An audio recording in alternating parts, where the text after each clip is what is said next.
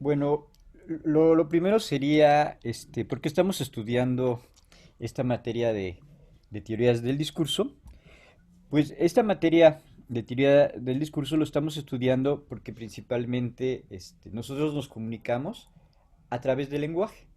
Entonces, diario, no podemos hacer decir no vamos a hablar, nos vamos a quedar en silencio, sino todo el tiempo nos estamos comunicando a través del lenguaje y también todos los medios de comunicación se van a requerir del lenguaje, ¿no? La tele requiere de lenguaje, la radio, el cine, hasta la misma prensa requiere de lenguaje, ahí sería el caso del lenguaje escrito, y estos nuevos medios que sería el chat, todo lo que hacemos por internet, de periodismo digital, o de que tengo un blog, o de que tengo una página, o de que me comunico por WhatsApp, todo tiene que ver con el lenguaje. Entonces necesito conocer cómo me voy a comunicar a través del lenguaje. Y esta comunicación a través del lenguaje, pues sería un discurso. Entonces, cuando escribo una nota periodística, estoy realizando un discurso. Cuando escribo un guión para televisión, estoy haciendo un discurso. Cuando doy una clase, estoy haciendo un discurso. Y otra acepción, así también como muy importante que tiene que ver con el discurso y que estudian los analistas del discurso, es cualquier conversación. Entonces, cuando estoy conversando con mis amigos, en mi trabajo, con mi familia, también van a constituir un lenguaje. Entonces, lo que estudia principalmente esta materia de teoría del discurso, pues sería cómo se va a construir esos discursos y aparte de cómo se van a construir esos discursos, que podían ser principalmente de dos tipos, aquellos discursos que yo escribo, entonces aquellos discursos que yo escribo, pues es bien diferente cuando es una nota periodística, cuando es un editorial, cuando es una crónica, un ensayo, o si yo quiero escribir para una revista, tengo que escribir un artículo científico. Ahorita a usted ya no les tocó tanto la tesis, pero también hacer una tesis o hacer un manual también sería un discurso. Y estos serían tipos de discursos escritos, pero también van a existir los tipos de discursos hablados, ¿no? Los discursos hablados, son las clases, son las conversaciones, o son cuando tú recitas un poema, o cuando tú de repente, haces una llamada telefónica, ¿no? Entonces, todos esos serían los diferentes discursos orales y también dentro de la materia de análisis del discurso, pues también todas las nuevas formas que existen en las plataformas, de cuando tú escribes un correo electrónico, cuando escribes un WhatsApp, cuando escribes un Telegram, cuando escribes o cuando te comunicas por Zoom, también serían discursos de tipo digital.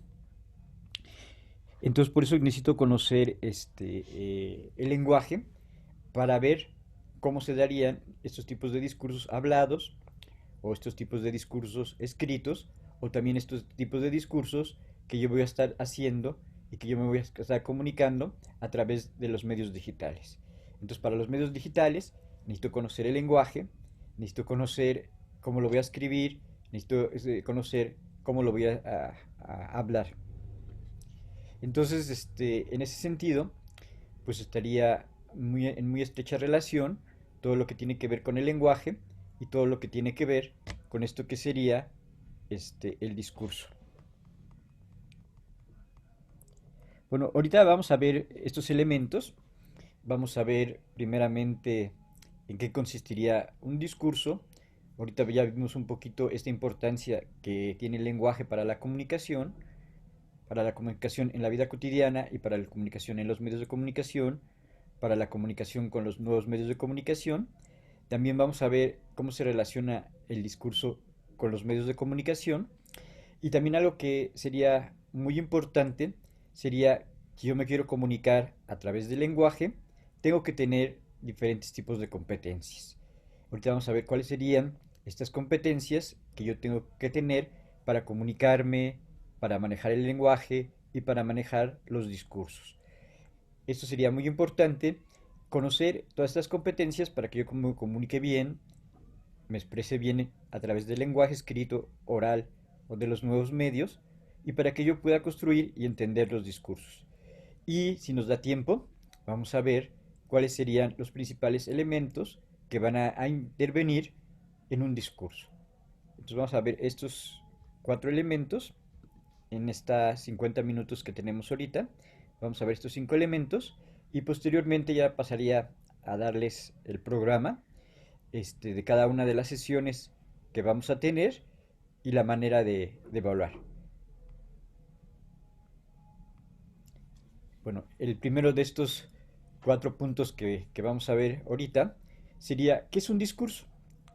Entonces, por la palabra de discurso se entienden muchas cuestiones, se entienden los discursos escritos, los discursos hablados, los discursos digitales, el discurso que puede dar un político y también se entiende cualquier tipo de conversación. Y no solamente se entiende cualquier tipo de conversación, sino también un monólogo podía ser un discurso. Entonces, si yo estuviera un poquito loquito y yo prendiera mi cámara de Zoom y yo me pusiera a hablarle frente a la cámara de Zoom para ensayar mi clase o para ver cómo me veo en la camarita, pues también sería un discurso, ¿no? También de repente esas nuevas formas que de repente están surgiendo en los nuevos medios de comunicación, como podría ser el TikTok, que la gente baila, que la gente se mueve, que la gente de repente sigue un audio, también sería un discurso. Entonces los discursos serían muchas de las formas orales, escritas o de los nuevos medios de comunicación mediante las cuales yo me comunico principalmente a través del lenguaje.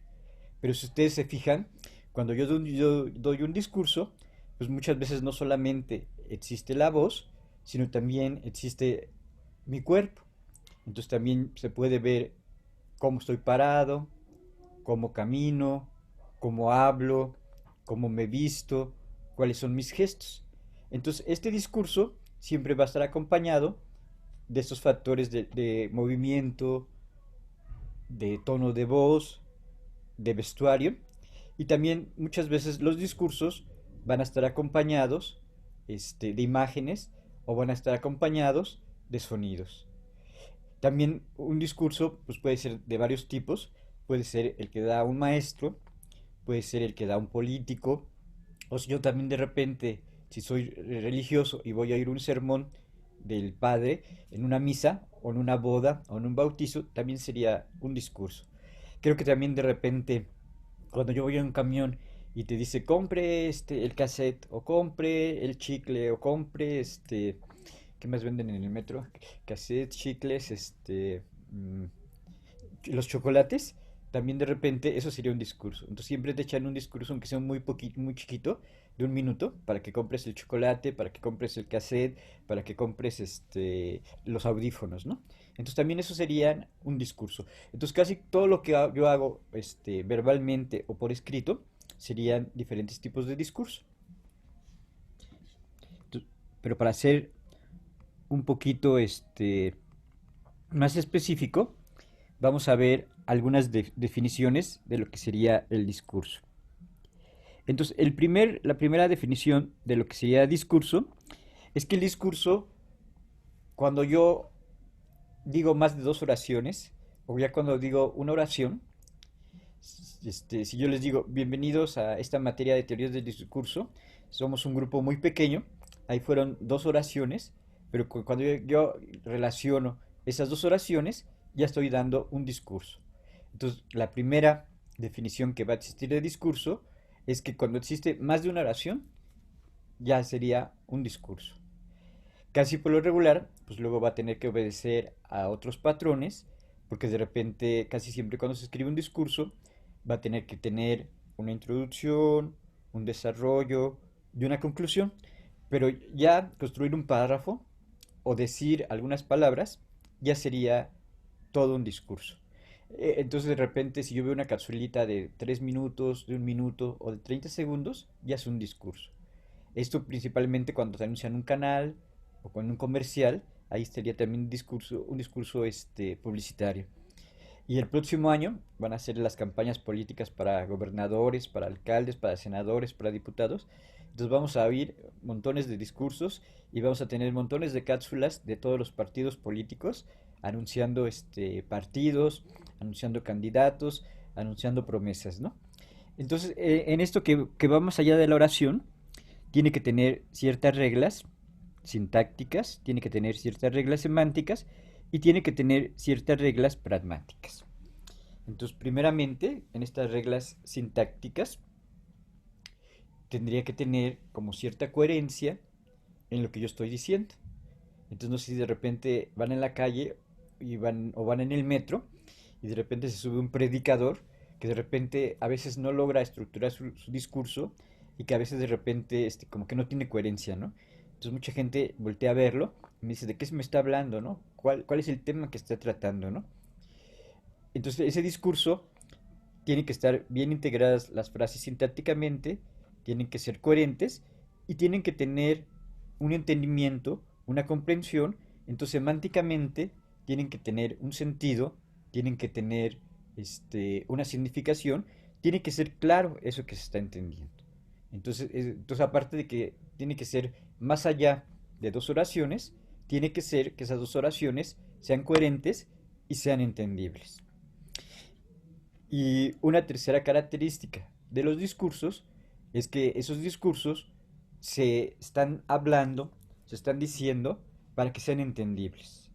Entonces, el discurso tiene una intención, el discurso tiene una finalidad, y la finalidad es de que me entiendas, de que sea lo más claro posible.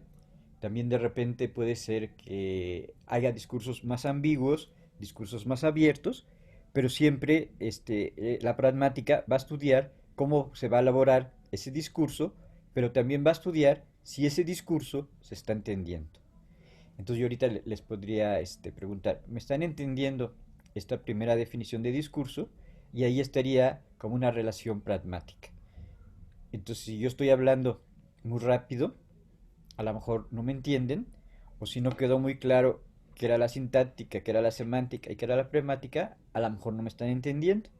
Entonces la relación pragmática es esta relación factual, esta relación entre las personas para que se produzca esa comunicación. Entonces ahorita esta relación pragmática pues ha cambiado completamente porque antes estábamos en un salón cerrado y nos comunicábamos cara a cara. Y ahorita para podernos comunicar, de repente necesitamos del canal, que sería el Zoom, o que sería el Meet, o no sé si de repente pues, se están comunicando por Facebook, o se están comunicando por otra plataforma. Entonces también depende del canal. Yo ayer estaba dando clases y de repente falla el sonido, puede que se vaya la imagen. Entonces ahí el canal también de repente puede fallar, de que me corta la transmisión, ¿no? Me ha pasado que también estoy en reuniones de Zoom y hay gente que se le va la luz y se tiene que desconectar, ¿no? Entonces también influye el canal y también influye esta relación si es más personal o más cercana o más alejada, ¿no? Entonces de repente creo que a veces cuando estamos en la plataforma tengo que estar como muy pegado a la cámara o puede que esté muy distante a la cámara y también ahí como está estableciendo una relación diferente, ¿no? Y este tipo de relación pragmática que yo me relaciono con la persona puede ser también mi tono de hablar o puede ser también mi tipo de ropa. Entonces a lo mejor si yo quisiera que fuera una clase muy formal, me pondría traje, me pondría corbata y en lugar de decir que es una clase por Zoom, sería un webinar o sería una conferencia magistral, ¿no? Pero pues no, hoy hace 2 horas tenía mi pijama, pero me puse mi playera, me puse mi chaleco porque hacía mucho frío, pero toda esta relación pragmática que se establece de cómo hablo, cómo me visto, cómo establezo la relación con las personas, cómo los estoy mirando, que es bien interesante porque mi grupo anterior ahorita de semiótica, todo el mundo tenía la cámara apagada, entonces la relación pragmática pues era casi cero, ¿no? Porque yo veía puros cuadritos negros y ahí en esa relación pragmática nada más veía a veces un nombre y no me podía imaginar las caras de las personas, ¿no? Aquí veo de repente si son hombres, si son mujeres, de qué color tienen el pelo, si tienen gorro, si no tienen gorro, de qué color están vestidos, si tienen lentes, si no tienen lentes. Entonces estoy estableciendo toda una relación pragmática porque los estoy viendo. También de repente si ustedes me hablan, si ustedes me responden a aquello que yo estoy diciendo, estoy estableciendo una relación pragmática. Luego también este discurso, pues les decía que tiene que tener reglas de coherencia y tiene que tener reglas de cohesión. Esto de repente por eso llevan redacción o por eso llevan géneros periodísticos, para que se consiga esta coherencia y para que se consiga esta cohesión. En el caso de cuando estoy hablando, puede ser que muchas veces me salgo de tema. Entonces de repente yo les cuente lo que hice ayer, o yo les cuente de mi familia, o puede ser que yo les cuente que también trabajo en la UAM Xochimilco y que también doy otra materia que se llama teorías de la significación, y puede ser que me salga del tema. Entonces si me salgo del tema, pues de repente ese discurso va a dejar de tener coherencia, y la cohesión, esto también es lo que de repente aprenden en, en redacción, de que cada párrafo tiene que estar bien construido y ese párrafo tiene que estar bien construido, se tiene que relacionar con el párrafo siguiente. Entonces muchas veces cuando tú escribes un párrafo y vas al párrafo siguiente, pones como veníamos diciendo o como vimos anteriormente o como dijimos. Entonces para esa coherencia y esa cohesión se consigue cuando empiezas el párrafo para que se vaya relacionando un párrafo con otro párrafo, o en este caso que yo estoy hablando, de que no me salga tanto del tema que estoy hablando. Luego también el discurso tiene una manera en que se produce, una manera en que se da y una manera en que se consume. Entonces de repente, ustedes no sé si están escribiendo algo en su cuaderno, en su tablet, o si de repente grabáramos esto que yo estoy diciendo, lo que podíamos consumir mediante video, o lo podíamos, si cuando tú eres periodista y grabas, lo podías consumir mediante ese sonido que grabaste. Entonces, el discurso tiene ciertas reglas de cómo se va a producir, de cómo se va a decir y de cómo se va a consumir. Entonces, principalmente, esta idea de discurso, pues van a ser en Grecia, y los que querían aprender a dar un discurso eran principalmente tres tipos de personas, ¿no?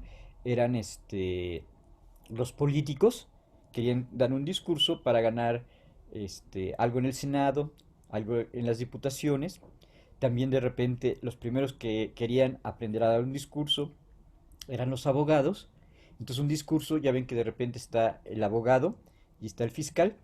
Entonces el abogado tiene que aprender a dar un discurso para defender, y el fiscal tiene que aprender a dar un discurso para atacar y para que culpen a la persona que está sentada, ¿no?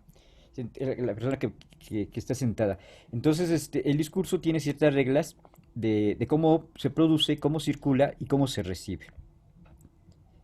También los discursos pues, serían una práctica sociocultural, porque hay una tradición de cómo son los discursos políticos, los discursos religiosos, los discursos educativos. Esto de los discursos educativos, creo que hace un año, pues todos los discursos educativos siempre pensábamos que eran en un salón y que era como la única manera de dar una clase, y ahorita de repente en estos 10 meses o 9 meses ya aprendimos que pues también una clase puede ser por las diferentes plataformas, o puede ser por la televisión. Creo que de repente los niños de primaria y secundaria la están tomando clases por televisión, ¿no? Y también de repente, no sé, a lo mejor es muy innovador y de repente puede dar su clase con un jardín atrás, en lugar de un salón. Entonces también de repente los discursos son prácticas socioculturales y van a depender de qué tipo de discurso sea, ¿no? Si es un discurso literario, si es un discurso científico, si es un discurso moral, si es un discurso mm, científico, periodístico.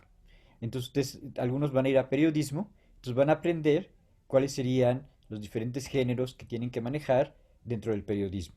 Y la gente que vaya para audiovisual, pues va a aprender los diferentes tipos de discurso que tienen que utilizar dentro del audiovisual, ¿no? Entonces no sería lo mismo hacer un reportaje, hacer un documental, hacer una cápsula, hacer una serie de televisión, hacer una película. Entonces son prácticas sociales, prácticas discursivas que tienen que ver con el medio al cual se están refiriendo. Literarios, comunicacionales, educacionales, científicos, etcétera, etcétera. Pero también en el punto E se menciona que el discurso es una acción. Entonces casi siempre yo quiero dar un discurso para que se produzca algo. Entonces esto es un poquito lo que aprendieron en periodismo, que a lo mejor mi discurso sirve para entretener, sirve para informar o sirve para convencerte.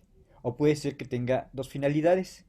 En el caso de la publicidad, pues a veces te informan de qué año es el coche, a qué velocidad corre, de qué marca es el coche, cuántas puertas tiene, pero también te tratan a veces de convencer de que compres ese coche, ¿no?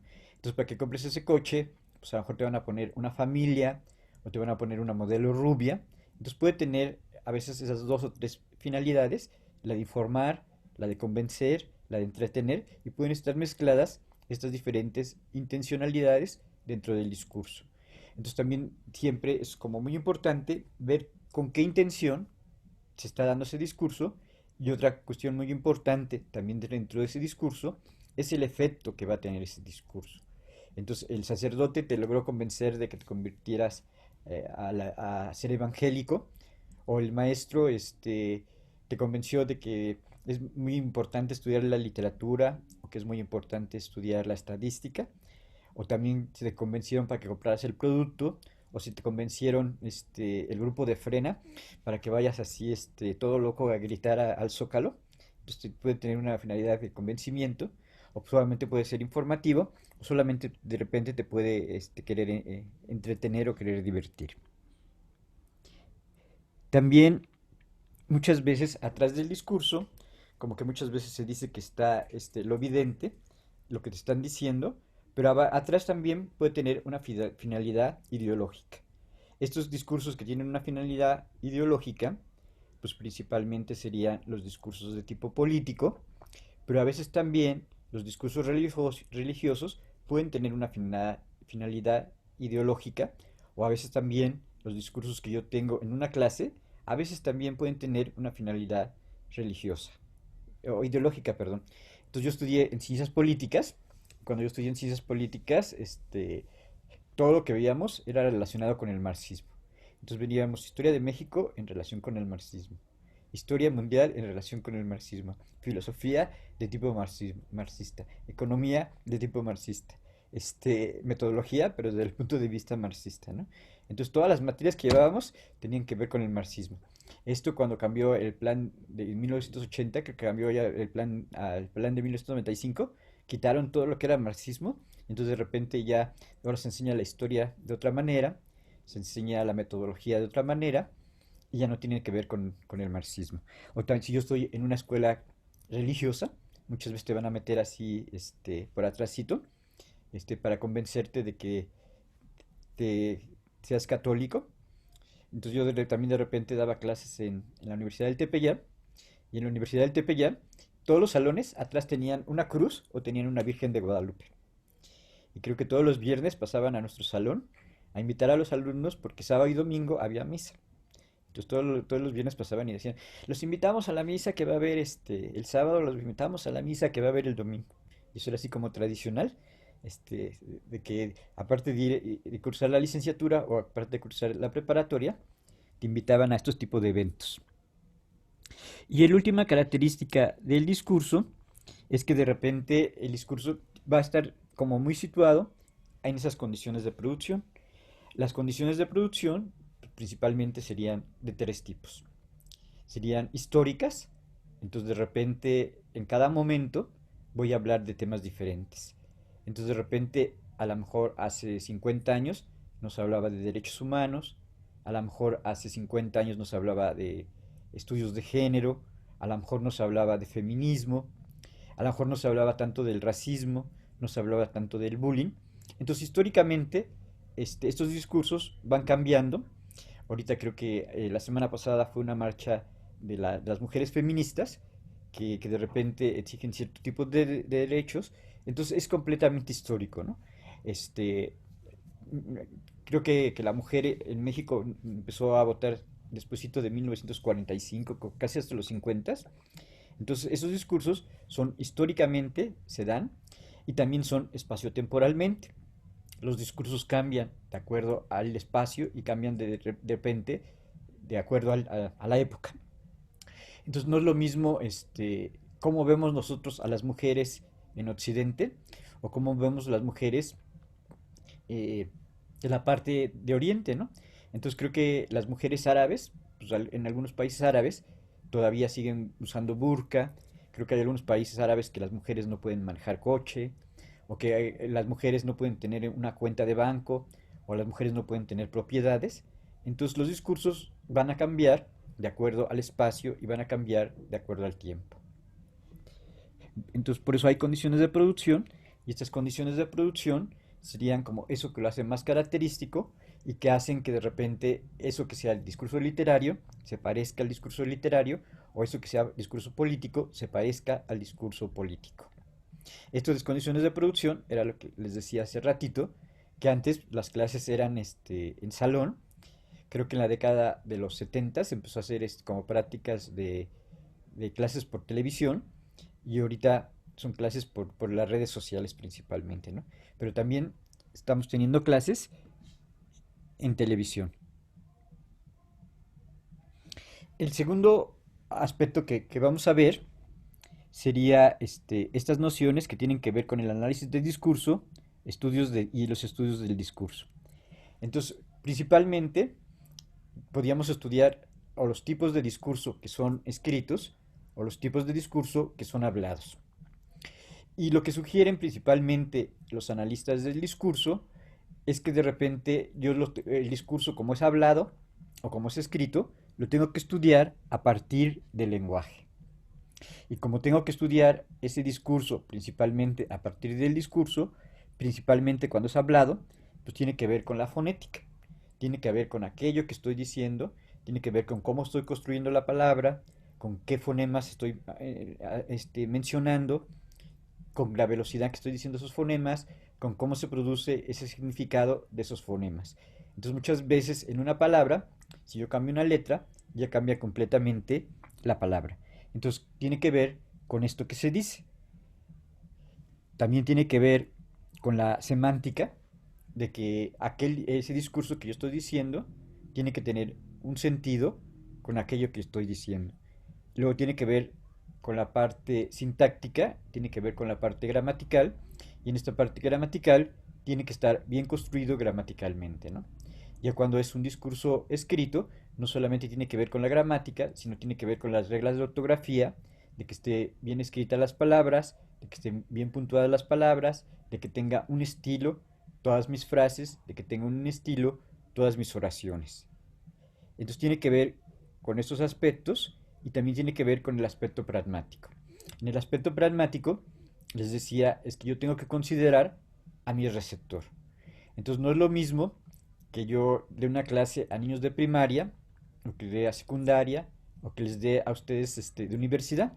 Entonces creo que cuando iban ustedes al kinder o cuando iban a la primaria, pues existían muchos juegos, ¿no? Te ponían a colorear, te ponían a cantar, te ponían no sé, a lo mejor a improvisar ciertos tipos de cosas. Entonces tiene que ver en pensar en mi receptor. Y esto también de repente se me ocurre mucho, que tú cuando sigues a hacer un programa de radio, pues tienes que pensar quién va a ser tu público. O también de repente dicen, como no, muchas veces uno hace un cortito de ficción o de documental, muchas veces falla porque no está pensando en el público. Entonces de repente uno dice, ah, pues mi corto va para todas las personas. Pero a veces ese corto, pues en realidad no va para todas las personas, sino tiene que tener como un grupo objetivo a cual le puede interesar más ese corto, ¿no?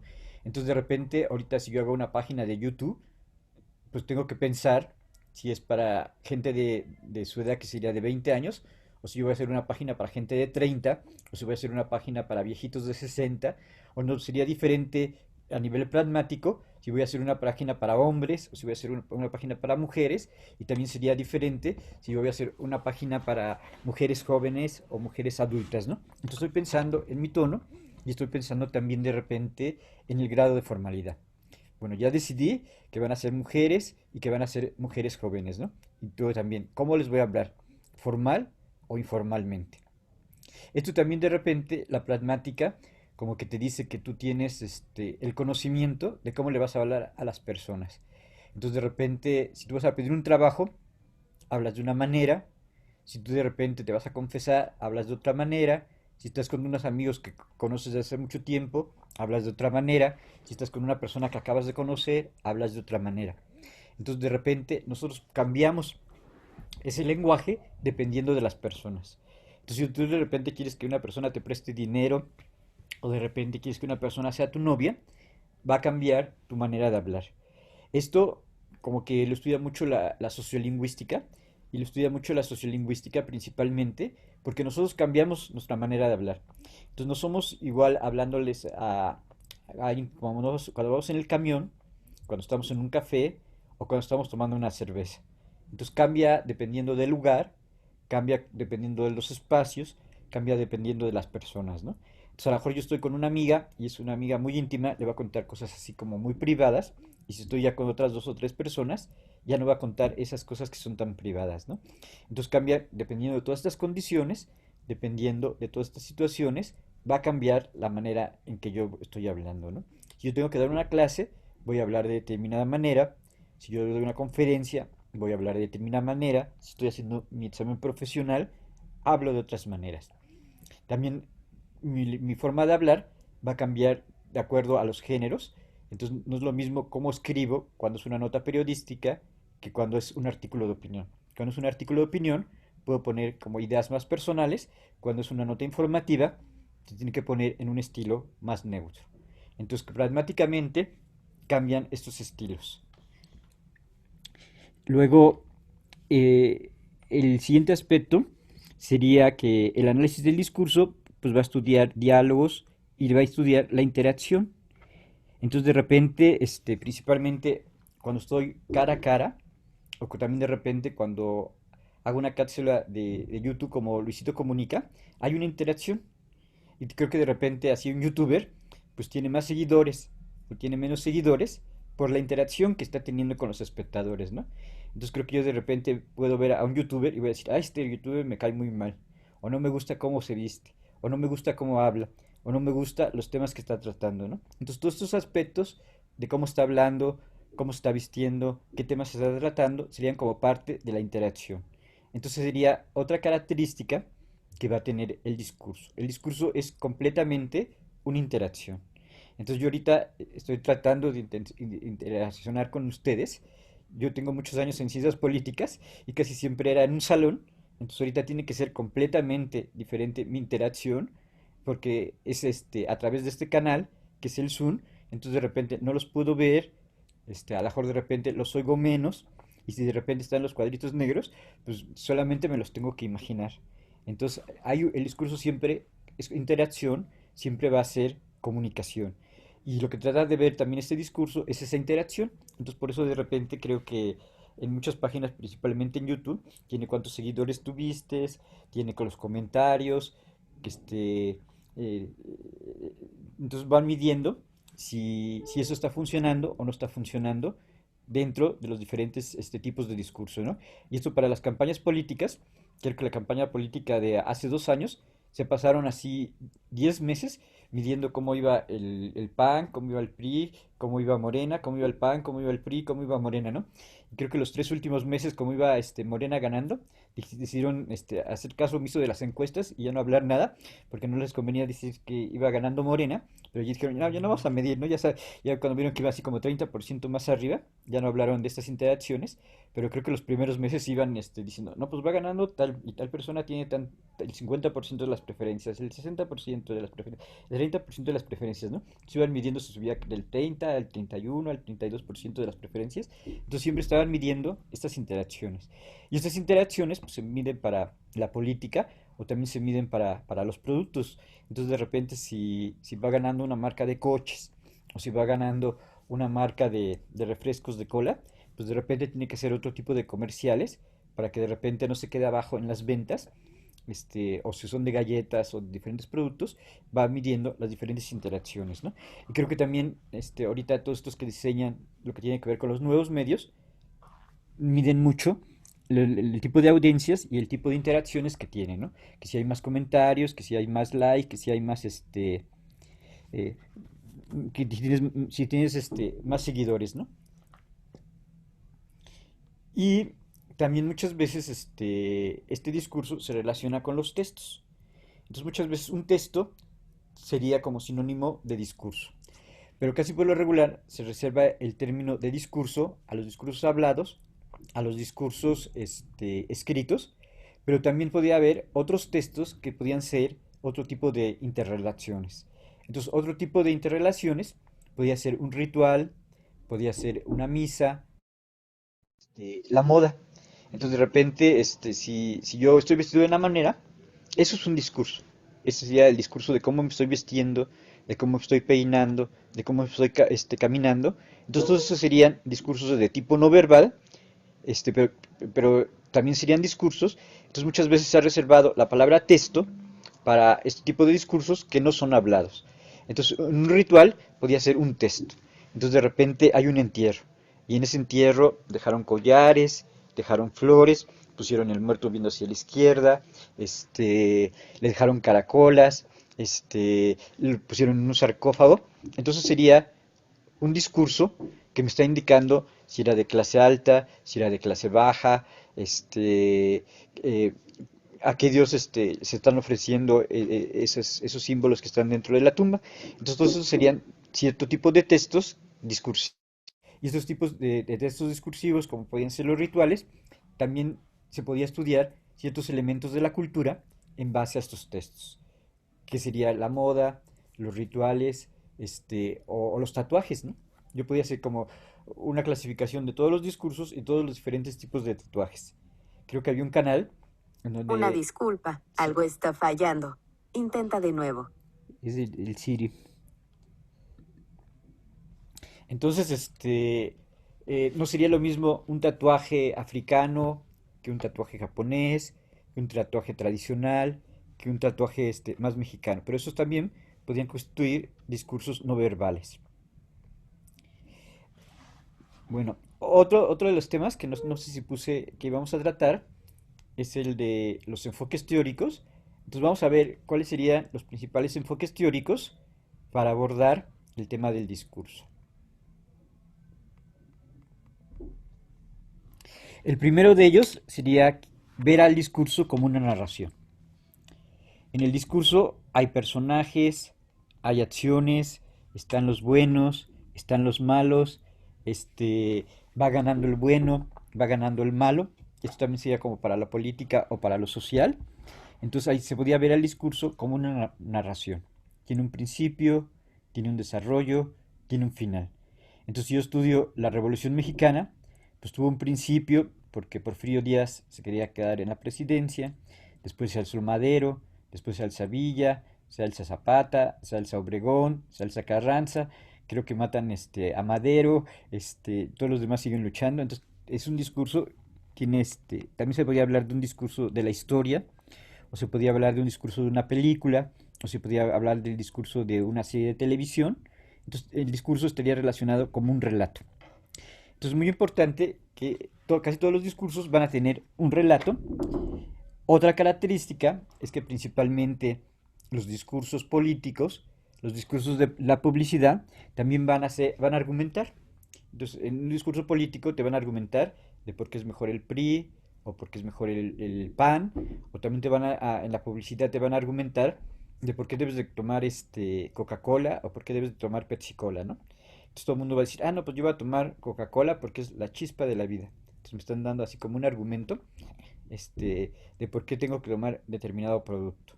Entonces, hay gente o hay teóricos que van a estudiar más la parte narrativa y los que van a estudiar más la parte narrativa, la parte del relato, sería Greimas, Barthes, Propp, Bremont, que serían principalmente autores de la semiótica. Y este punto del discurso como argumentación es otro de los puntos muy destacados de cómo se debe de estudiar el discurso. Los principales autores que van a estudiar al discurso como argumentación van a ser Ducrot y van a ser otro autor que se llama Ascombре. Entonces a lo mejor estos dos autores pueden buscar algunos textos en internet de Ducrot y de Ascombре. Creo que los dos, Ducrot es francés y creo que también Ascombре es francés. Y esta sería otra manera de estudiar el discurso, viendo la parte retórica que va a existir en el discurso. Una tercera manera de estudiar al discurso es como un fenómeno de conocimiento. Entonces, hay un autor que se llama Gris, y este autor que se llama Gris te dice que de repente hay ciertas convenciones de cómo empiezo ese discurso, de cómo de repente te saludo, de cómo de repente me despido, de cómo de repente te voy presentando la información.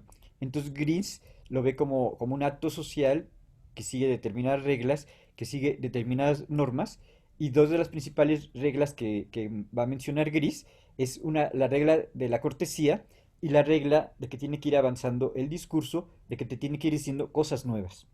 Entonces, si de repente el discurso se queda en lo mismo, se queda en lo mismo, pues ese discurso a lo mejor va a tener poca relevancia porque no va avanzando. Entonces, para que el discurso sea efectivo, tiene que decirte cosas nuevas y también tiene que manejar las reglas de cortesía. Y esto principalmente, Gris, pues no solamente está hablando en los discursos escritos, sino está pensando en los discursos sociales, ¿no? Entonces muchas veces cuando yo estoy con amigos y me presentan a personas, o ahorita que estoy en clase y conozco nuevos compañeros, o conozco nuevos maestros, o de repente me comunico con ellos, tengo que tener reglas de cortesía. Esto lo ve Gris porque el discurso es completamente social, y como el discurso es completamente social, la cortesía es muy importante en la manera en que hablo, en la manera en la cual me estoy comunicando. Luego, una cuarta manera de ver al discurso sería viendo la parte textual. En esta parte textual tendría que ver un poquito con lo que vimos hace ratito, que en la parte textual tengo que construir los párrafos, tengo que construir las ideas, tengo que construir los argumentos, tengo que construir a veces una tesis, tiene que tener coherencia y tiene que tener cohesión. Entonces de repente yo estoy haciendo un artículo para una revista, entonces de repente tengo que ir viendo que cada párrafo tenga cohesión y tenga coherencia con el siguiente, y tenga coherencia con el siguiente, y cada página tenga coherencia, así hasta llegar a terminar mi artículo que tenga 10 páginas y que todo esté coherente y todo esté cohesionado. Entonces de repente para que tenga coherencia, para que tenga cohesión, pues le tengo que dar varias correcciones sintácticas, gramaticales, de estilo, de palabras, para que sea coherente y esté cohesionado. Y esto, si se fijan, pues es bien diferente la cohesión y la coherencia cuando yo estoy escribiendo que cuando estoy hablando. Entonces creo que en retórica, de repente, para enseñarte a hablar, te ponían un tema y ese tema lo tienes que desarrollar, no sé, en 15, 20 minutos, y tenías que desarrollar ese tema, que principalmente sería cómo dar un discurso o la comunicación oral, pero también tiene que ser coherente. Y muchas veces en ese discurso, aparte de ser coherente, tienes que manejar ciertos argumentos. Entonces yo, por ejemplo, podía dejarles de tarea hacer un discurso sobre la libertad y que cada quien hablara sobre la libertad, la democracia, el amor, algún tema, y tendría que ser coherente. Lógicamente tiene que ser coherente, pero si yo hablo del amor, pues se va a relacionar con muchos temas más, la pareja, la confianza, el sexo, o si yo hablo de la libertad, pues se va a relacionar con otros temas, no sé, la democracia, el estilo de vida, etcétera, etcétera. Entonces tiene que ser coherente tanto a nivel formal como a nivel de contenido. Luego viene el quinto enfoque, que sería el enfoque de la polifonía. Entonces también de repente esto lo ve principalmente un autor que se llama Bakhtin. Y entonces Bakhtin principalmente te dice que cuando yo estoy escribiendo, él lo utiliza mucho para el caso de la literatura, cuando yo estoy escribiendo una novela, cada personaje tiene que tener su propia voz. Y si hay un narrador, pues muchas veces tiene que tener su propia voz el narrador, y cada personaje tiene que tener su propia voz. Tiene que tener su manera de hablar, qué palabras utiliza. Y esto creo que de repente les falla mucho a las series de Televisa, porque uno ve, como dice el dicho, y entonces el papá, la mamá y los hijos hablan igualito. Y eso es mentira, ¿no? Porque siempre la mamá habla de una manera, el papá habla de otra manera y los hijos hablan de otra manera, ¿no? Entonces cuando tú ves como dice el dicho, y La Rosa de Guadalupe, ahí de repente los chavos no hablan como chavos, no hablan como un escritor, como una señora de 50 años que está escribiendo unos diálogos que parece que los dicen los chavos, pero esos no son lenguajes de jóvenes, ¿no? Entonces, esta polifonía sería las voces que van a tener cada personaje, las voces que va a tener cada narrador, principalmente para el caso de la literatura. Y luego el último punto sería el punto de la ideología. Entonces, casi todos los discursos de la prensa, de los noticieros, de la televisión, de los documentales, de los religiosos, de la educación y de la política van a tener un trasfondo ideológico. Entonces, para muchos estudiosos del discurso, lo más importante va a ser encontrar esa ideología que está atrás de los discursos. Y les decía que pueden ser discursos hablados, pueden ser discursos escritos o pueden ser también discursos que sean un acto, un meeting, ir a poner tiendas de campaña afuera del Zócalo, sería un discurso. Y quiere decir algo, tiene una intención, tiene un efecto. Y es que yo tengo que ver ese de poner tiendas de campañas, cuál es la intención de poner las tiendas de campaña, cuál es el efecto que quieren conseguir y cuál sería la relación ideológica de ir a poner esas tiendas de campaña, ¿no? Entonces yo tendría que descubrir si esa ideología de ir a poner tiendas de campaña está más relacionado con una ideología de centro, con una ideología de derecha o con una ideología de izquierda, ¿no? Entonces, atrás de los discursos habría aspectos ideológicos. Aquí ya viene el aspecto más importante que vamos a ver ahorita, que sería cuáles serían esos componentes que tienen que ver con el discurso. Bueno, dos componentes muy importantes que van a tener que ver con el discurso. Lo primero sería el entorno, el contexto. Entonces, en ese entorno o en ese contexto, siempre va a haber un contexto histórico, como veíamos hace ratito, un contexto espacial, un contexto temporal, a lo mejor también va a haber un contexto cultural. Entonces, siempre ese discurso tiene un contexto y principalmente en el discurso hablado, el contexto sería de que yo utilizo palabras que ustedes me puedan entender y dependiendo de la persona que le estoy hablando, ¿no? Entonces, si fuera una persona de secundaria, tendría que utilizar otro lenguaje. Si yo de repente estuviera dando una conferencia para gente de doctorado, pues a lo mejor tendría que ser cierto otro tipo de lenguaje. También tiene que ver por qué canal estoy transmitiendo ese discurso. Entonces siempre es bien importante el contexto en el cual se está diciendo ese discurso. Y luego, eh, para analizar ese discurso, pues cómo lo voy a ir a analizar, si es un discurso y ese discurso puede durar 5 minutos, 10 minutos, 15 minutos, pues la unidad para descomponer ese discurso serían los párrafos, serían las diferentes frases. Entonces yo tengo que encontrar en ese discurso los principales párrafos más importantes y tengo que encontrar las oraciones y las frases más importantes que van a aparecer en ese discurso. Entonces tengo que encontrar los enunciados, que serían las frases o oraciones más importantes. Por ejemplo, cuando yo hago una síntesis de un libro, subrayo los párrafos y subrayo las frases más importantes.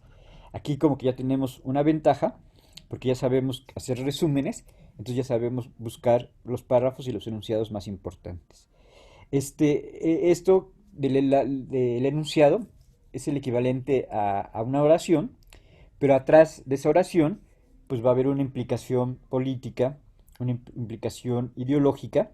Entonces muchas veces esas implicaciones ideológicas o esas implicaciones políticas es lo que tengo que ver atrás de esas oraciones, ¿no? Entonces, por ejemplo, los de Frena dicen, estamos haciendo un meeting porque queremos tirar al dictador. Entonces, es una frase, queremos tirar al dictador, ¿no? Pero ¿qué hay atrás de esa frase? ¿Qué hay atrás de ese enunciado, ¿no? ¿Por qué dicen que es un dictador? ¿Y por qué lo quieren tirar? ¿Y qué quieren poner, ¿no? Entonces, si lo quieren tirar y quieren poner, ¿a quién quieren poner? A Fox, a Calderón. Entonces, atrás hay una implicación política o atrás hay una implicación ideológica, ¿no? Entonces, quiero tirar al dictador para regresar al neoliberalismo. Entonces, hay una implicación política, hay una implicación ideológica. Entonces, esos son tres factores muy importantes del discurso, ¿no? El contexto, el enunciado y también cómo se está construyendo al contrario, cómo se está construyendo al receptor. Entonces, si yo hago un discurso, si se fijan, el discurso feminista casi siempre le habla a las mujeres. Entonces, el discurso feminista casi no le habla a los hombres, sino el discurso feminista es de mujeres a mujeres, que les dice que hay que ir contra el patriarcado, pero casi por lo regular, casi nunca les habla a los hombres de que tienen que cambiar ciertas posturas, de que tienen eh,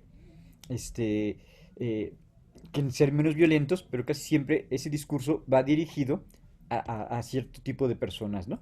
Y también se fijan en el caso del discurso político, Frena le habla a sus seguidores o Morena le habla a sus seguidores, ¿no? Entonces también de repente, por eso dicen que son así como muy excluyentes, porque Frena solamente le habla a sus seguidores, solamente le habla a sus receptores y Morena solamente le habla a sus seguidores, ¿no? Entonces de repente cuando no le está hablando a todo el grupo de la población, sino solamente le está hablando a determinado grupo de personas. Y esto lo mismo sería para el caso de lo religioso o para el caso de lo publicitario, que también de repente ciertos productos van dirigidos a los niños, a los jóvenes, a las mujeres, o también de repente el sacerdote solamente le habla a los de su comunidad. Si son evangélicos, si son protestantes, si son cristianos, siempre les habla a los de su comunidad, ¿no? Entonces casi por lo regular, un evangélico pues no le va a hablar a los budistas o a los musulmanes, y también los musulmanes siempre le hablan a los musulmanes, entonces no le hablan a otro tipo de receptores, otro tipo de destinatarios, ¿no? Entonces, ¿cómo se está construyendo el destinatario? Es parte del discurso. ¿Cómo divido ese discurso en enunciados? Y el contexto sería otro elemento muy importante que tiene que ver con el discurso. Vamos a ver este que sería el último tema de esta clase, que serían las competencias.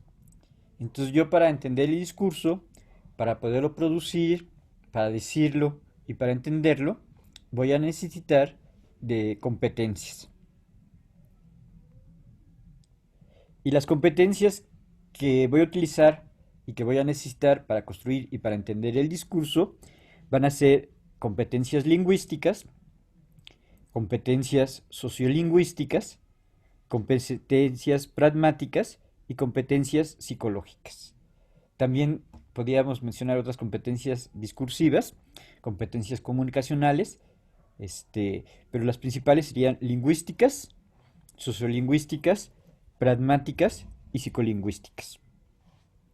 En la competencia lingüística, como está muy relacionado el discurso con el lenguaje, yo tengo que entender la sintaxis de ese discurso, tengo que entender las palabras de ese discurso, tengo que entender el significado de ese discurso, tengo que entender el contexto en el cual se está diciendo ese discurso. Entonces yo, por ejemplo, ahorita les digo, tiene mucho tiempo que no vamos a la facultad. Aquí hay un contexto de la oración y ese contexto de la oración, todo el mundo sabemos a qué facultad nos estamos refiriendo. Si de repente alguien viniera de la Ibero o alguien viniera del TEC, yo le decía, hace mucho tiempo que no vamos a la escuela. No lo entendería porque aquí todos somos de ciencias políticas, todos somos de comunicación. Entonces el contexto de hace mucho tiempo que no vamos a la escuela se entiende que es que no vamos a ciencias políticas. Entonces hay como ciertas cosas implícitas, ciertas cosas de contexto que se entienden cuando yo estoy hablando. Y a veces no las tengo que mencionar porque se entienden, porque todos somos de la misma comunidad o de la misma cultura. Si yo de repente empiezo a hablar en inglés, pues a lo mejor no me van a entender o sí me van a entender, pero hay un contexto en que están esas preposiciones que es cultural, histórico y de implícitos. Entonces la competencia lingüística me dice que para entender el discurso pues tengo que saber sintáctica, semántica, morfología y el contexto en el cual se está diciendo. Ahorita de repente yo les dije un poquito acerca de que en los discursos escritos pues está el reportaje, está la noticia, está el editorial, está la crónica, está el ensayo. Entonces ustedes ya saben cuáles son todos esos géneros periodísticos, pero si fueran estudiantes de enfermería, pues a lo mejor no sabrían qué diferencia hay entre una nota y un editorial. Entonces hay un contexto en el cual se están diciendo esas oraciones. Pero no solamente para entender el discurso necesito de la parte lingüística, también voy a necesitar de la parte sociolingüística. Entonces de repente, ya en la parte social, necesito las reglas de interacción social. ¿A quién le hablo? Le hablo a mi mamá, le hablo a mi jefe, le hablo a un compañero, le hablo a mi novia, le hablo a un vigilante. Entonces hay una interacción social dependiendo de la edad, dependiendo de la clase social, dependiendo mm, no sé, de la cultura.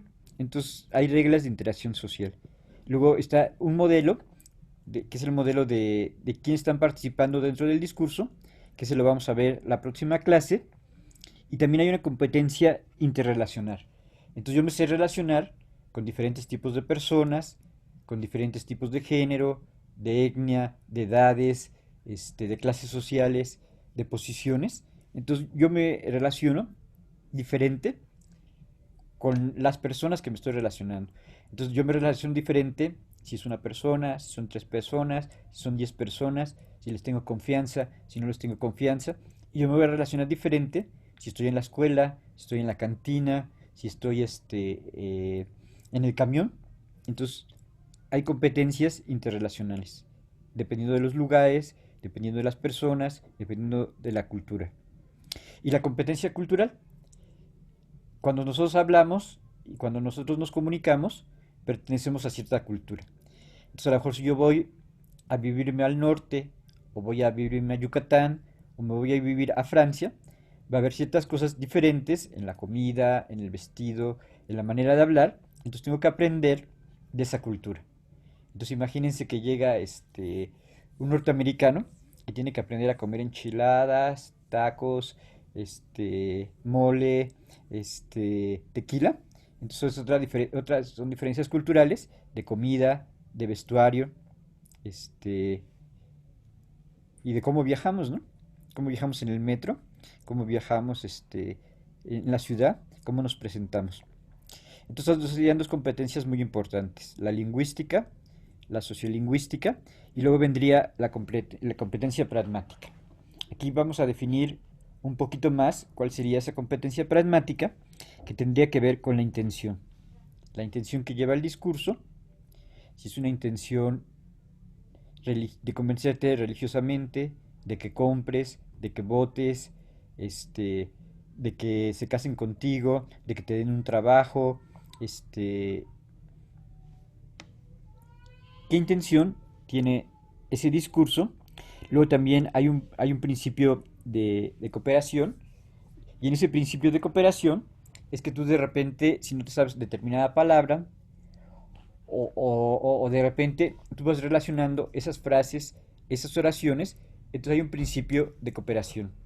En este principio de cooperación también tiene que ver con quién está hablando. Entonces de repente no sé si les ha tocado que hay 5 amigos y uno habla mucho y otro casi no habla.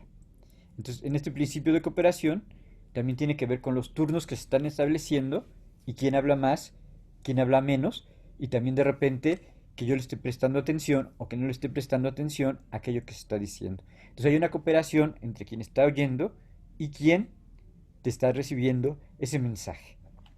Y el último sería los aspectos de que ellos se presuponen. Entonces yo presupongo que saben qué es la libertad, que saben qué son las ciencias de la comunicación, y que de repente ya saben lo que es lingüística, ya saben lo que es lenguaje. Entonces todos esos conceptos de comunicación yo presupongo que ya lo saben. O también de repente si hablamos de algún autor, o cuando ustedes están hablando con amigos, pueden hablar de una compañera y ya no la tienen que mencionar, pero saben que están hablando de esa amiga, o saben que están hablando de su amigo. Eso sería lo que se presupone, lo que se da por dicho, pero todos los demás tienen alguna idea de qué nos estamos refiriendo. Y la última competencia sería la competencia psicolingüística, que ahí de repente ese discurso que yo estoy diciendo tiene que ver con mi personalidad. Entonces, ¿cómo soy? Si soy extrovertido, si soy introvertido, si hablo rápido, si hablo lento, si me gusta verme muy arreglado, si no me gusta verme muy arreglado, tiene que ver con mi personalidad. Entonces ahorita si pusiera todos los cuadritos, todo el mundo está vestido de diferente manera, está peinado de diferente manera, y si cada quien hablara, todo el mundo vamos a hablar de diferente manera. Luego también depende de la sociocognición. Esta sería la atención que yo estoy prestando a ese discurso, o la no atención que estoy prestando a ese discurso, ¿no? Creo que también cuando hacemos la tarea, a veces hay personas que solamente se pueden concentrar en una tarea, y hay otras personas que de repente están haciendo su tarea en la computadora y pueden estar viendo la televisión estando escribiendo WhatsApp, pueden hacer varias cosas a la vez, ¿no? Entonces, no, ahorita, no sé si, dependiendo esto de la cognición y de la atención, ahorita de repente alguien está oyendo la clase, pero al mismo tiempo está viendo qué está pasando por la ventana, qué pasa en el otro cuarto, o tiene de repente también abierto su celular y está viendo YouTube y está en WhatsApp. Entonces, la sociocognición es como estoy aprendiendo.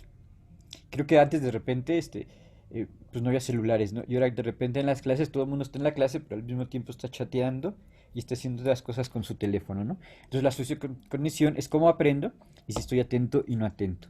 Y la última, elemento de la psicolingüística es el condicionamiento afectivo. Entonces de repente, esto funciona mucho con los niños y el ejemplo sería como muy evidente con los niños, de que si de repente tú eres un niñito de primaria y te gusta tu maestra y estás contento con tu maestra, vas a aprender más a que si de repente tienes una maestra viejita, toda enojona, que de repente en los 40 o 50 les pegaba a los niños, entonces afectivamente te vas a identificar más con determinado tipo de maestro. Bueno, bueno. En este tipo de afectivo, este es lo que estábamos mencionando, el anterior, el su cognitivo. De aquí de repente pues ya me distraje porque ya estoy en dos cosas, que suena el teléfono, este, y que de repente tengo que contestar, ¿no? Entonces aquí ya mi atención se está dividiendo. Y ya se volvió a dividir mi atención porque están tocando, entonces voy a tener que hacer una pausa para abrir. Entonces, me tardo un minuto.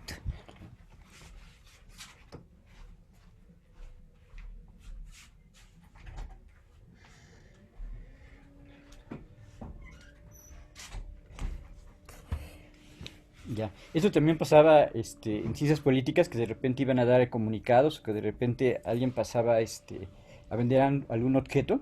Entonces también se tenía que interrumpir la clase, porque pasaba algún acontecimiento. Casi todos los sábados que iba a dar clase, siempre pasaban a vender algo o a dar comunicados. Bueno, estos serían, los aspectos sociocognitivos para entender el discurso. Entonces voy a dejar de compartir pantalla para ver si tienen, alguna pregunta con respecto a lo que estábamos diciendo. No sé si tengan alguna pregunta sobre estos aspectos que vimos. Yo sí tengo una duda, maestro. Sí. Todos estos aspectos giran en torno al discurso, ¿verdad? Eh, Porque, bueno, nos dio los conceptos y era discurso, lenguaje, comunicación, competencias y elementos, pero todos esos entonces ya están ligados al concepto como tal de discurso, o sea, no son por separado. es que, por ejemplo, el discurso va a manejar tres aspectos. Entonces, el discurso dice que tienes que tener competencias lingüísticas, pero también como el discurso está funcionando comunicativamente como interacción, también tienes que tener competencias sociales, y también como el discurso es un entendimiento, también tienes que tener competencias psicológicas. Para entender y para elaborar un discurso, tienes que tener competencias psicológicas. Entonces, para estudiar el discurso sería como algo interdisciplinario, que tienes que conocer de lenguaje, tienes que conocer de sociedad y tienes que conocer de psicología. Entonces, las tres principales disciplinas que estaría desarrollando el discurso son las que tienen relación con el lenguaje, las que tienen relación con lo social y las que tienen relación con lo cognitivo, con lo psicológico. Entonces, un discurso, para poderse entender mejor, tendrías que manejar bien el lenguaje, manejar bien las competencias sociales, porque depende a quién se lo dices, dónde se lo dices, por qué se lo dices. Entonces hay competencias sociales para eso, para dar ese discurso. Y también tiene que tener competencias cognitivas para que ese discurso se pueda entender. Entonces ustedes están estudiando ciencias de la comunicación para poder mandar un mensaje a los jóvenes, a los adultos, a los otros comunicólogos, para poder mandar un mensaje por prensa, por radio, por televisión, por internet. Entonces son competencias, sociales, de que tú ya sabes cómo serían los diferentes tipos de públicos. Entonces yo les dijera, hagan una cápsula informativa sobre, no sé, la, la prevención sexual. Entonces no sería lo mismo que se lo mandaras a niños o que se lo mandaras a gente de la Ibero o a gente de ciencias políticas y sociales. Entonces el discurso, para elaborarse, es escrito oral, pero tienes que pensar en el público. Y ahí serían las competencias de interacción. ¿Cómo veo esta interacción? Dependiendo si es joven, viejo, alto, clase social, etnia, etcétera, etcétera, ¿no? Entonces, si yo soy un comunicólogo y te digo, haz una clase, una campaña, pero que sea para gente de Oaxaca, tienes que conocer cómo es la gente de Oaxaca para que le puedas llegar. Entonces, hay competencias sociales y también hay competencias cognitivas de cuál sería la mejor manera de presentar ese discurso, ¿no? Entonces, ahorita, por ejemplo, yo les iba a dar la clase y cómo se las doy. Entonces, yo se las podía dar así solamente, viendo por la pantalla, pero yo decidí así poner diapositivas y entonces de repente, según yo, van a aprender mejor con las diapositivas que si solamente me están viendo a mí. Entonces, esas serían las psicológicas, competencias psicológicas, las sociales del público y las lingüísticas, dependiendo de que tenga coherencia y de que tenga cohesión. Y otra pregunta, dijo que eran tres condiciones de producción, ¿no? Era históricas, espacio-temporalmente, ¿y cuál otra es que ya no alcancé a notar? Sí, era el espacio, el tiempo, históricas, Ajá. espacio y tiempo. Y Ah, ok. muchas veces se dice situación y canal. Entonces también hay diferentes situaciones en las cuales tú estás dando el discurso y también influye el canal. Entonces, si tú te estás comunicando por internet, es diferente de televisión, o es diferente de radio, o es diferente de periódico, o es diferente un meeting que lo estás dando arriba una plataforma. Entonces cambia la situación. Y esta situación es lo que les decía hace ratito, ¿no? Yo estoy en una conversación en mi casa, en un restaurante, en un camión, en el metro, en la escuela. Entonces cambia situacionalmente de acuerdo al lugar en el cual estás. Entonces, dependiendo del lugar, se da de una diferente situación. Entonces, también el lugar influye para que se esté dando la comunicación y también los factores históricos influyen para que se dé esa comunicación. Y era lo que les decía que antes nos hablaba de feminismo o de género o de derechos LGTB, ¿no? Entonces depende la historia, depende el tiempo, depende el espacio, depende el lugar y depende la cultura. Entonces, todos esos factores van a constituir el contexto del discurso. Entonces, para la mayoría de los teóricos, tienes que determinar en qué contexto se está dando ese discurso, que sería el espacio, el tiempo, la cultura, la historia, el canal y a quién se lo estás dando ese discurso, ¿no? Entonces, si de repente yo quiero llegar a determinado público, ahí también de repente está influyendo a quién se le está diciendo ese discurso. ¿Sí? ¿Alguna otra pregunta? No, nada más eso. Gracias. Sí, entonces voy a cambiar de pantalla para ver lo que vamos a ver en la clase.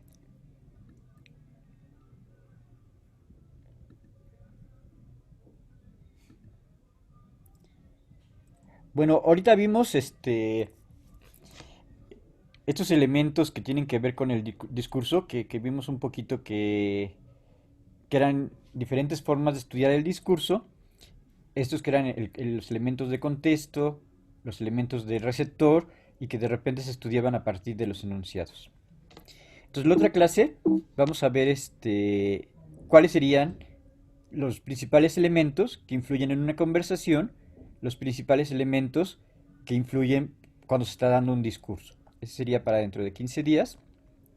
Luego, la siguiente clase, vamos a ver cómo este discurso se relaciona con la historia, se relaciona con la cultura. Y vamos a ver principalmente a una autora que se llama Julieta Haida. Entonces, Julieta Haida te dice que siempre ese discurso está dentro de una cultura. Entonces, para que se pueda entender ese discurso, depende mucho de los factores culturales. Entonces, algunos autores van a mencionar que son más importantes los aspectos contextuales, los aspectos históricos o los aspectos culturales. Entonces, si le das más importancia a lo histórico, como que cambia un poquito la manera de estudiar el discurso. Si le das más importancia a los aspectos culturales, cambia la manera de estudiar el discurso. O si le das más importancia al contexto, cambia la manera de estudiar el discurso, ¿no? Entonces, cuando estás estudiando el discurso, como el discurso no existe en la nada, tienes que ver ese discurso en relación con el contexto, o tienes que ver ese discurso en relación con la historia, o tienes que ver ese discurso en relación con la cultura. Pero a mí como que se me hace más interesante ver cómo ese discurso tiene relación con la cultura. Luego, las siguientes clases, a partir de la clase Número 5, veríamos algunos aspectos muy importantes con el discurso. Entonces, unos aspectos muy importantes que tienen que ver con el discurso sería quién lo dice y cuál es el género del discurso. Entonces, son dos aspectos muy importantes, ¿no? ¿Quién lo está diciendo? Entonces hay algunos teóricos del discurso que te dicen que si lo dice tal persona, el discurso va a ser más creíble. Entonces ahí de repente hay personas que si te dicen un discurso no les vas a creer nada. Entonces creo que Ricardo Anaya como le iban a meter a la cárcel, entonces si te dice un discurso hay gente que no le va a creer nada. Entonces hay ciertos políticos o ciertas figuras públicas o ciertos youtubers que no les crees nada, ¿no? Y hay ciertos youtubers que sí les crees todo, aunque te digan mentiras. Y también tiene que ver con el género. Tiene que ver con el género, si es científico, literario, político, religioso, educativo. Entonces vamos a ver también los géneros dentro del discurso y muchos autores también lo que te dicen es que ese discurso pues va dirigido a alguien y el principal que va a interpretar el discurso va a ser el lector o va a ser el receptor. Entonces, algunos aspectos importantes del discurso sería autor, género y lector. Y el último aspecto que vamos a ver van a ser 22 técnicas para analizar el discurso. Y entonces, viendo estos tres aspectos, el de cultura, el de autor, el de lector y el de las técnicas, van a analizar un discurso. Entonces puede que analicen un editorial, una nota informativa, un discurso político, una canción, este, entonces van a analizar un discurso periodístico, o puede ser que sea un meme. Entonces van a analizar algún tipo de discurso. Lo que me faltó es la evaluación. Entonces en esto de la evaluación serían 25% controles de lectura.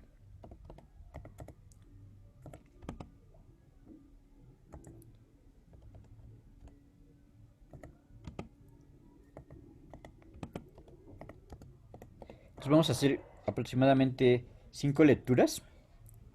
Luego 25% de una exposición. Entonces, esto que vimos de autor y género sería un tema de exposición. Otro tema de exposición sería lo que tiene que ver con el lector. Otro tema de exposición sería lo que tiene que ver con 22 elementos para hacer un discurso. Entonces creo que ahorita estamos 12 personas. Entonces si somos tres equipos sería 4 personas exponen autor, 4 personas exponen lector y 4 personas exponen las 22 técnicas.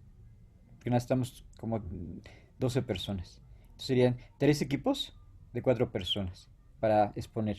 Este sería en equipo. Y luego el 50% ya sería si escoges una canción, un artículo, una editorial, un discurso político. Ese sería este, la evaluación, ¿no? Esos controles de lectura serían de mínimo 2 cuartillas. Aproximadamente serían 5. No creo que sean más de 5. Los controles de lectura serían aproximadamente 5 controles de lectura. Las lecturas se las voy a mandar por WhatsApp y ya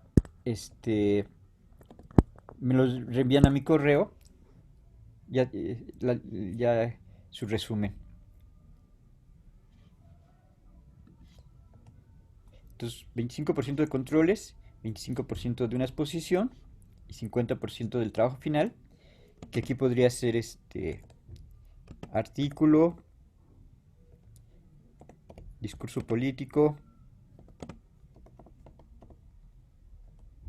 canción, un editorial. Vamos a hacer un análisis de cualquiera de esas Sí, a ti. Ok, ok. sí, puede ser un artículo, un editorial, una canción, un discurso político, o puede ser que también pues, quieras escoger un discurso religioso. Bueno, de esto que vimos de la evaluación, no sé si tengan alguna duda.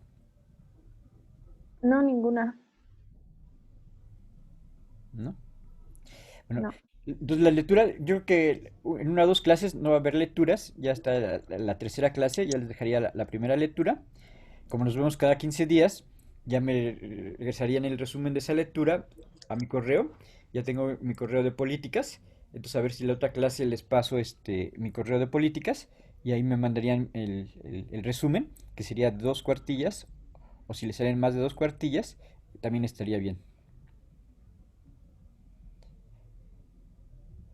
Bueno, entonces si no tienen ninguna duda, pues nos vemos en 15 días, ¿está bien? Profe, yo sí tengo una duda. Los controles de lectura llevan algún formato, letra, aparte de las 2 cuartillas como mínimo. No, nada más que quede bien claro tu nombre, porque a veces cuando estábamos en sistema normal me entregaban los controles, pero a veces se les olvidaba poner su nombre, ¿no? Entonces de repente tenía unos resúmenes y se les olvidaba poner su nombre. Entonces nada más con que me lo envíes a mi correo y tengan claramente tu nombre, nada más con eso. Gracias.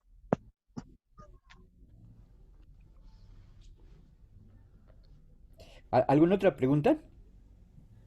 No, No. profesor, ninguna. Gracias.